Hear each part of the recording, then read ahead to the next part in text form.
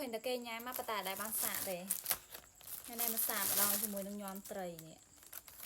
តំណងរបស់គេដែរតាតំណងបន្លែរបស់គេក៏ស្រស់ៗដែរ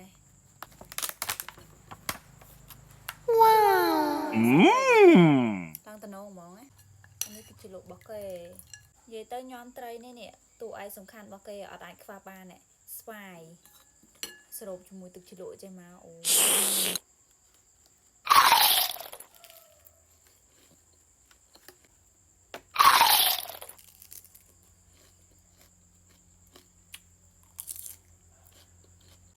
ចង់ថារបស់អីក៏ដោយតែយើងតែបានសាវាញ៉ាំមកម៉ាត់ហើយម៉ាត់ទៀតម៉ាត់ហើយម៉ាត់ទៀតម៉ាត់ហើយម៉ាត់ទៀតនិយាយថាឆ្ងាញ់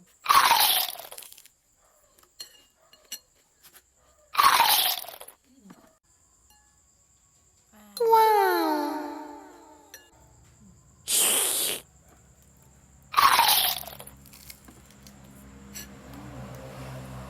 ធម្មតាអ្នកដែលចូលចិត្តញ៉ាំអីពេលយប់ដូចខ្ញុំអញ្ចឹងប្រកាសជាបារម្ភហើយរឿងឡើងក្បាលពោះប៉ុន្តែតាំងពីខ្ញុំបានប្រើជាមួយគូស៊ីមចិននេះមកខ្ញុំអត់មានបញ្ហាចំពោះការឡើងក្បាលពោះទេទោះបីញ៉ាំយប់រាល់ថ្ងៃយ៉ាងណាក៏ដោយពូកែលេខ1ខាងដុតបំផ្លាញជាតិខ្លាញ់មិនថាបងប្អូនចង់ស្រកកន្លែងណាទេបួរកដើមដៃក្បាលពោះកំពុនដៃកំពុនជើងលាបហើយម៉ាសាស្រក